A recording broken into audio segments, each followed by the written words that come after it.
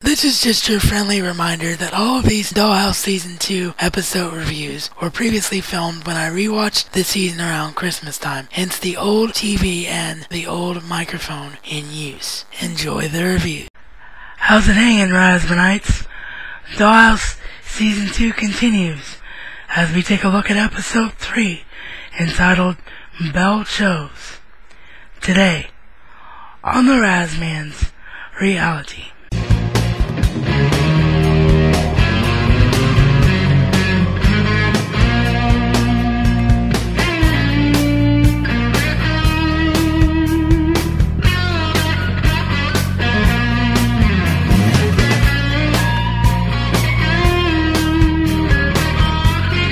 I'm not sure why this episode was named Belle Chose.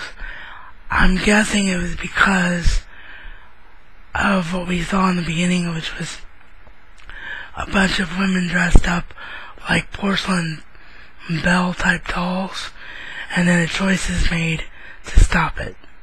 But that was the only correlation I could make between the episode plot and the title. The episode plot is, we see in the opening a man who, as I said, has a bunch of women around him that he's drugged to stand perfectly still and look like Belle type dolls. And then when one of them, their drug starts to wear off and she tries to escape, he kills her. So this guy is most definitely nuts and a serial killer. So he goes out and starts to look for a replacement for his little game that he's running, and he gets hit by a car. Well, then we flash into the dollhouse, and it turns out that this guy is the nephew of a guy who's one of the chief investors in the Rossum Corporation, who runs the dollhouse. So the investor is asking the dollhouse to revive his nephew from a coma because he slipped into a coma.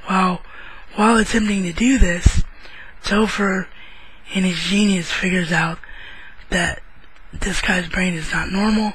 He's a serial killer. He's very dangerous. So what the dollhouse does is they imprint his brain into Victor.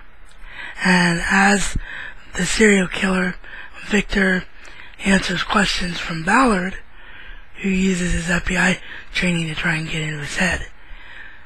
They get into his head enough to figure out what his end game is, but before they can find his location where his victims are, the uncle who was downstairs looking at the actual comatose body of the killer decides that he's not going to wait for the actual body to wake up.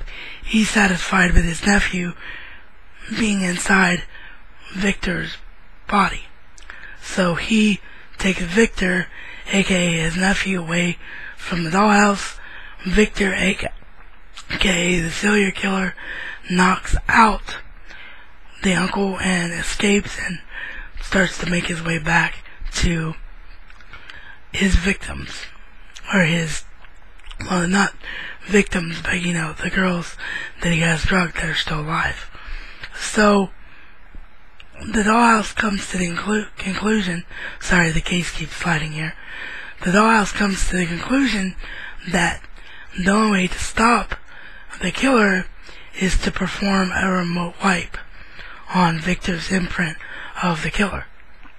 Now, the only person that of course has ever succeeded in doing this is Alpha. Topher has no real idea how to do it. His way of doing it is to reboot the entire system and see if he can get it done.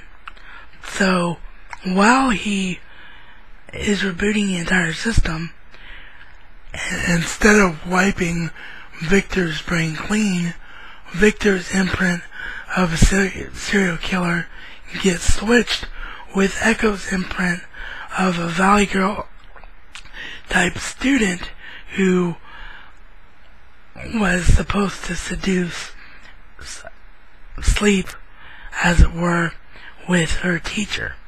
So the two imprints switch places. Victor's alright, he's just acting like a girl and doesn't know he's in a guy's body. Ballard finds him, he's fine, but Echo ends up making her way back to the location where the serial killer had the girls, and she goes to kill one of them and then has her Echo type flashbacks where she realizes that she's not a killer and this is just another Dollhouse imprint. So she manages to become herself long enough to try and convince the girls, the victims, that they have to kill her/him because she knows he'll never stop, because she knows the way he thinks.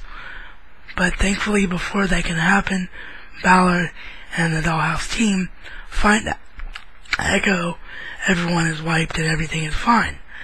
Except for at the end of the episode, we hear Echo say, "Goodness gracious," which was the trademark saying of the killer, which means just like all the other imprints, the serial killer imprint is still inside her. This was just as intense as the last episode, but obviously for an entirely different reason. When you start to explore things like murder and the way a killer thinks, you really have to push boundaries, as if this show didn't push boundaries enough with just its premise of people's brains being wiped clean and they're being programmed to be whatever they're told to be. So this was an amazing episode for the risk it took. It showed a great acting range by everyone in it, and it's definitely an episode that sticks in your brain. And I applaud Joss Whedon and the writers of Dollhouse for this one, because it's one of the most risky things that I've ever seen done on television.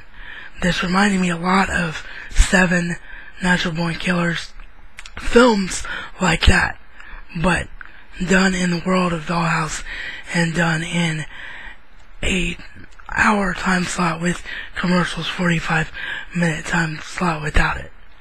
You know, it was just basically obviously done in a Dollhouse episode, but it is absolutely intense and an A+.